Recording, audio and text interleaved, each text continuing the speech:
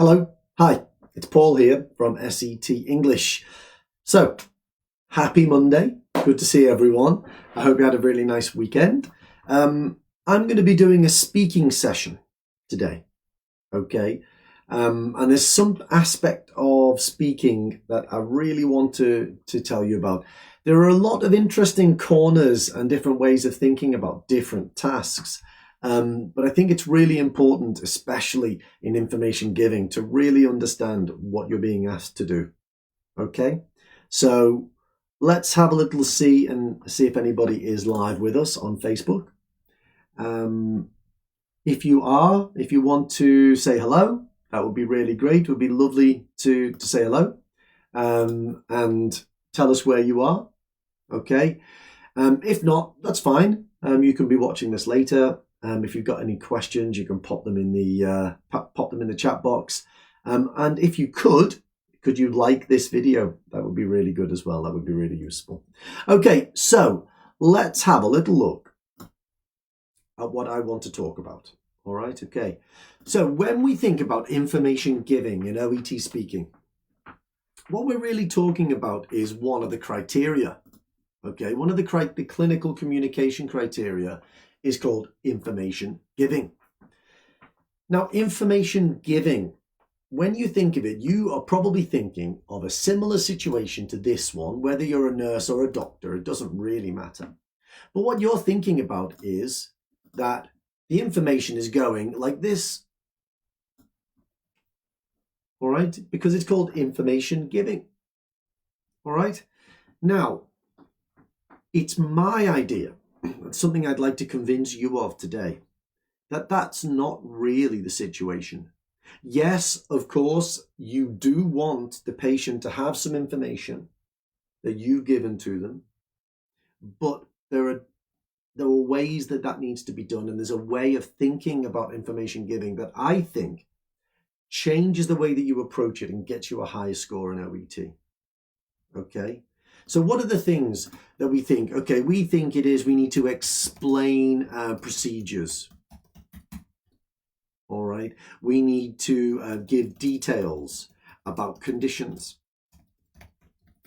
Okay, we need to advise about adverse effects of medication.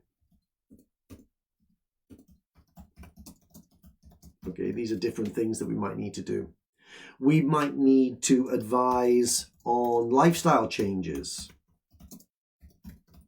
or recommend a course of action, okay, or reassure about outcomes. Okay, these are all things that we might need to do in information giving. These are just some examples, okay? And they're all things that they seem like you're the person, if you're the nurse, if you're the doctor, that you are in possession of these bits of information. And you're thinking, okay, I need to break it down. I need to use chunking, etc. to do this. Okay, now that's fine. I completely agree with that. I'll go with that. I think that is true. Okay, but if you look at the way that OET examiners will actually examine your speaking, it doesn't seem like a one-way street. Okay, it doesn't seem like it's only we give information. It's not like that. What we need to be able to do actually is take this away. We need it to be more like this.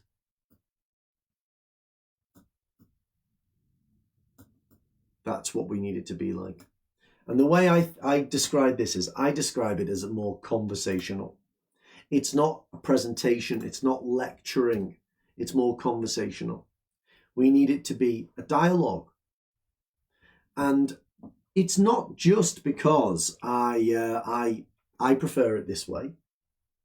Okay, I'm using the OET criteria to drive this way of thinking. So what we've got here is we've got the criteria for information giving. these are all of the indicators. So every criteria, you've got relationship building, understanding and incorporating patient perspective, providing structure, information gathering and information giving. They are the 5 criteria, and all of them are broken down into individual indicators. So you will be scored, okay, according to your performance in each criteria, okay, or each criterion. Now, the way that works is there are indicators, okay, and there's an overall score, okay, an overall score between 0 and 3. And your score between 0 and 3 depends on your ability to demonstrate the indicators for each criterion. Okay. So in information giving, there are 5 criteria, or 5, indicators. So it's really good for us to understand what these indicators are asking us to do. What behaviors are they asking us to demonstrate? And the way I think of it is like this, and you might think this is a bit silly. Okay, you might think this is a bit silly, but I think of it like this. If I had to cook a meal, okay, for someone, and I really wanted them to enjoy that meal, then what I would do is I'd find out exactly what they like and what they don't like. So if my best dish was a lobster dish, and I can cook an amazing lobster dish, and I serve it for my guest, and then my guest says, I don't like seafood. And it doesn't matter how good that is, that dish, it's not going to impress them. They're not going to be happy with it. They're not going to eat it. So let's find out what the examiners want exactly and then deliver it to them. Okay? So let's go through these indicators and just see what actually happens here. Let's look at the first one. Establishing initially what the patient already knows. Establishing initially what the patient already knows. Okay, so just imagine that you had to do that. Establish initially what the patient already knows. Okay, E1. Think about what I have to do there. I have to ask a question.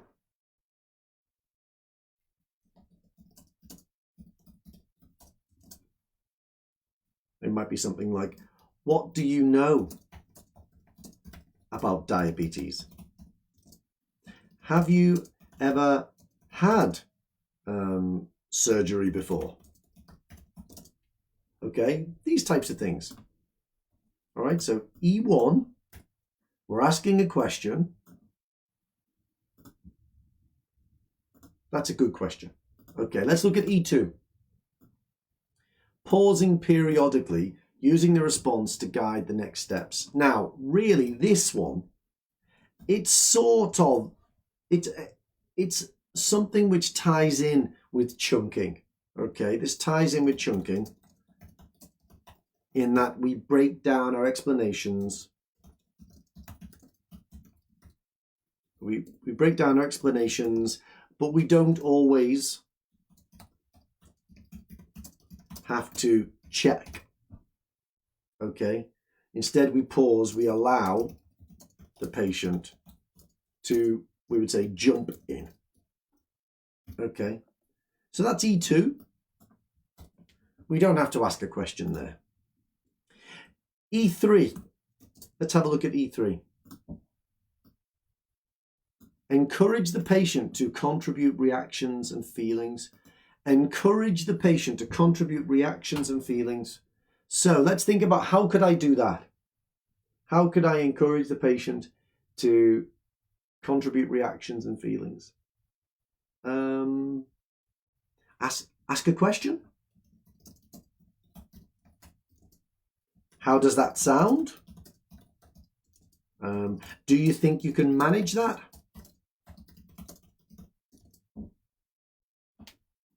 Okay. Are you okay with that? Okay.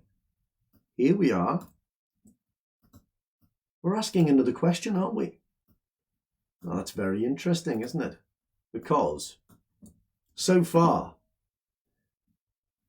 2 of these indicators out of 3 have been about asking questions. Remember what we said earlier, it's not just you giving information, okay? It's got to be backwards and forwards. Let's look at E4. Checking whether the patient has understood information. Right. How do I do that?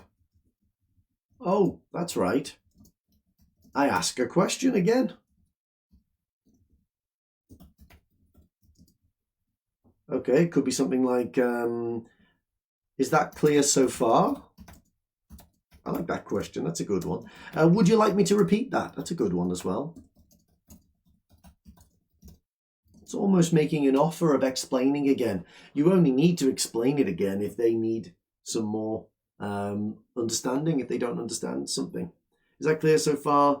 Yeah, these are good ones. Okay, so again, look at us. We're in the same situation. We've asked another question.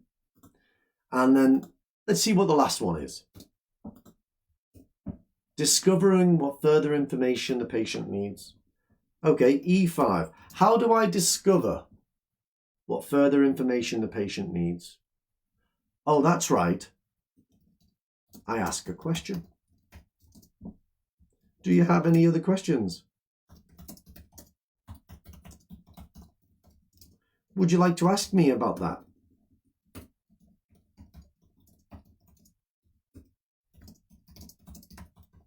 Anything about that? So look what we've done there. We started today talking about information giving being a one-way street. Lots of people think it is. Lots of people think that it's about just explaining things, reassuring, giving details. But actually what the OET examiner wants us to do, and this is a really, really important thing, we need to demonstrate to the examiner that the patient understands the information we give. Okay, that is absolutely the most crucial thing to remember. That's the different perspective I'm trying to give you. Being good at explaining is not just chunking and checking. Being good at explaining is taking responsibility for the patient's understanding the information. And we have to demonstrate that to the examiner. We have to show the examiner that they understand it. And the way that we do that is by asking these questions. That's what we do. Now, there are so many different types of questions you can ask. These are just some examples. But isn't it really important that E1, E3, E4, E5, they're not testing your ability to explain? Okay? They're testing your ability to demonstrate understanding of what you've explained. Okay, so this is the kind of thing that we do all the time. Okay, this is the kind of thing we do every day in our classes. If you want more insights into OET speaking, if you want to come and practice these techniques, learn good language, learn good vocabulary, practice question grammar, etc., then come and find us. All right? You can find us by following us on Facebook. You can come and visit us at set-english.com. And we'd love to have you and love to give you some of this knowledge as well. Okay, so have a really nice day, and I will see you soon. Bye-bye.